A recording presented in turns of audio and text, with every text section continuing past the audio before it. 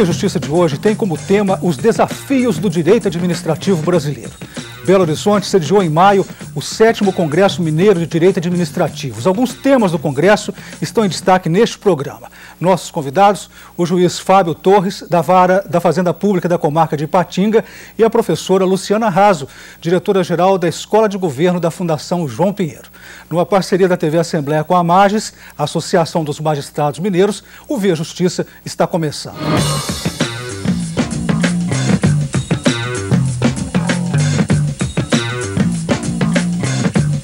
O Congresso Mineiro discutiu a reconstrução do direito administrativo, os desafios da agenda administrativa brasileira. Professora Luciana, quais são estes desafios? O que se pretende reconstruir? Carlos, os desafios são grandes. E eu costumo dizer que após a Constituição de 88, o direito público e, consequentemente, o direito administrativo, ele ganhou uma perspectiva que antes ele não tinha.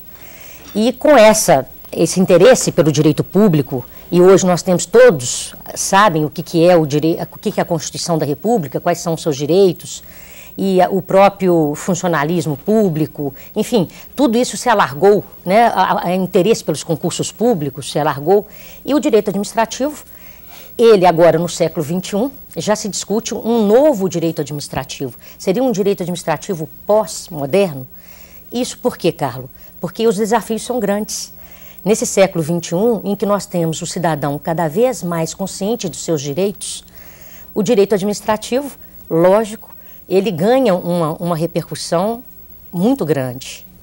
Doutor Fábio, o Congresso teve como tema de fundo a reconstrução do direito administrativo. Esse termo reconstrução, por que a necessidade de reconstruir? O que foi demolido, teria sido demolido para reconstruir?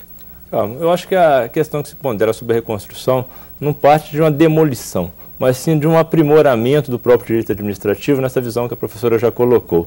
Né? Nós encaramos hoje o direito administrativo no século XXI como não aquele direito administrativo que existia no meio do século XX, mas aquele direito administrativo que surgiu após a Constituição de 88, em que há uma demanda da administração muito maior do cidadão do que até então se existia. A administração que sempre foi fundada como algo firme, rígido, ela precisou se aprimorar pouco a pouco e ela vem se aprimorando ao longo dos anos em face do direito para dar uma demanda e uma resposta maior àquelas necessidades e àquelas demandas que a própria cidadania e o próprio cidadão busca em relação a ela. Então, o conceito de reconstrução não vem de demolição, mas sim de aprimoramento do direito administrativo. Neste bloco, nós vamos falar sobre a profissionalização da função pública, um dos subtemas do Congresso. São muitas as polêmicas sobre o regime da função pública. Vamos ver o que diz o jurista José Anilo de Castro, especialista em direito público. O regime da função pública é o regime dos profissionais que, qualificados, prestam serviços à administração pública direta, autárquica, fundacional e até mesmo da administração indireta, como empresas públicas, sociedades de economia mista, que exercem também atividade administrativa, portanto, não deixa de ser, embora no regime de emprego, servidores públicos à disposição do público. Como há muitos direitos, talvez não para o servidor público, esses direitos não sejam ainda suficientes, a meu sentir, eles são mais que suficientes em comparação com o trabalhador da iniciativa privada. Então, eles têm garantias que outros não têm, portanto, não são responsabilizados quando deviam ser. Aí a máquina administrativa não funciona, apesar de estar inchada. Professora Luciana, gostaria que a senhora comentasse a fala do professor José Anilo, e ele termina a fala dizendo que a função administrativa não funciona. É isso mesmo? Eu acho, vamos dizer assim, eu acho que há um aprimoramento dessa função pública ao longo do tempo, principalmente após a Constituição de 88, Carlos. Existem problemas na administração pública, como o professor José Anilo falou, não tenha dúvida, existem problemas. E qual que é o maior problema que eu vejo na administração pública? É quando você tem duas pessoas exercendo a mesma função, mas com direitos diferentes. né? Então, quando surgiu a polêmica sobre a função pública, sobre o regime jurídico do servidor público, seria um regime jurídico único só, estatutário, ou é um regime jurídico seletista? E foi até para o Supremo Tribunal Federal que se discute, né, se esse regime jurídico, falou-se então que seria único, que eu acho salutar, no sentido que se você tem duas pessoas exercendo a mesma função, elas teriam que ter os mesmos direitos e as mesmas garantias. Agora, eu entendo o seguinte, que estou na administração pública há mais tempo e vejo um aprimoramento desse servidor. Em que sentido, Carlos? No sentido de que há mais capacitação desses servidores, há mais interesse deles pela própria atividade, tendo em vista o quê? Tendo em vista a sua qualificação como servidor.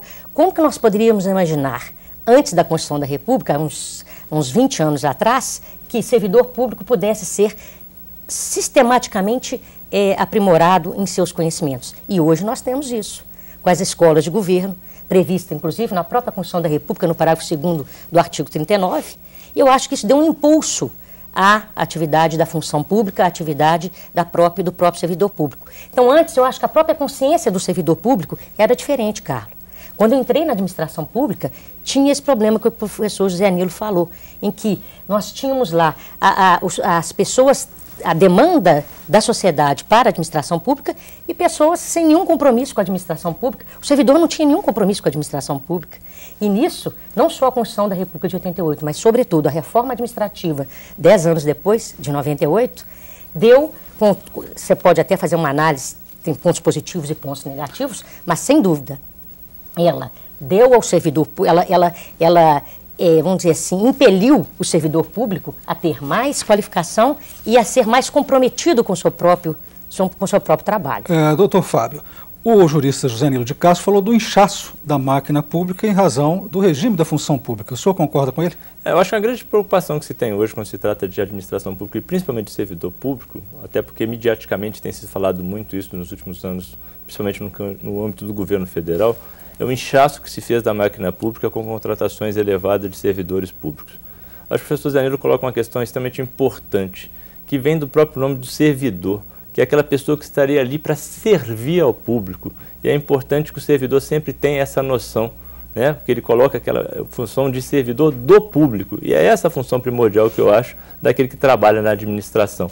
É lógico que quando você tem a função pública, né, e na Constituição, pela obrigatoriedade de se contratar por concurso público, você passou a ter um escalonamento da máquina pública de qualificação cada vez maior daquele servidor público. Nessa visão que a professora colocou, de que você tem o antes e o pós-Constituição, em que a máquina vem se aprimorando cada vez mais. Mas nós não podemos tomar sempre o Estado com uma visão puramente empresarial. O Estado não está ali simplesmente para ter o lucro, o Estado está ali para prestar um serviço. E às vezes esse inchaço decorre às vezes da necessidade de momento ou do mesmo agigantamento que o país passou nos últimos anos. Um agigantamento não só populacional, mas um agigantamento de direitos, em que a população demanda cada vez mais. O brasileiro do século XXI não é aquele brasileiro de 88, é um brasileiro que quer mais, e quer sempre mais porque ele está cada vez mais consciente do seu direito. Há um aumento sim de servidores, mas me parece que esse inchaço não se abrange à máquina como um todo. Talvez um equacionamento de locais e de setores dos servidores faria com que a máquina não tivesse essa visão de inchaço. E uma contraprestação do servidor de forma melhor não daria essa impressão à população. Isso ocorre como? Como a própria professora colocou, através do aprimoramento constante que o servidor tem passado nos últimos anos, através da frequência de cursos, da frequência de atendimento, da frequência de qualificação que deve o servidor buscar. O doutor Fábio falou um ponto importante com relação ao inchaço. Teria que ver que a administração pública é muito grande. Teria que ver alguns setores você pode ter, mas tem outros setores que você tem até uma escassez. E só por curiosidade, para a gente encerrar esse bloco, professora, como que ficou o regime jurídico da função pública? O regime jurídico, o Supremo Tribunal Federal entendeu que seria um regime jurídico único e que, em primeiro momento, poderia, tanto os estados federados, cada ente federado que tem a competência para poder legislar sobre suas próprias normas em matéria de servidor, poderia ser tanto o regime jurídico único estatutário, como o regime jurídico único seletista. Mas ainda está pendente essa decisão no Supremo Tribunal Federal, por causa de uma ADIM que foi impetrada. O Via Justiça faz agora um intervalo, voltamos em instantes.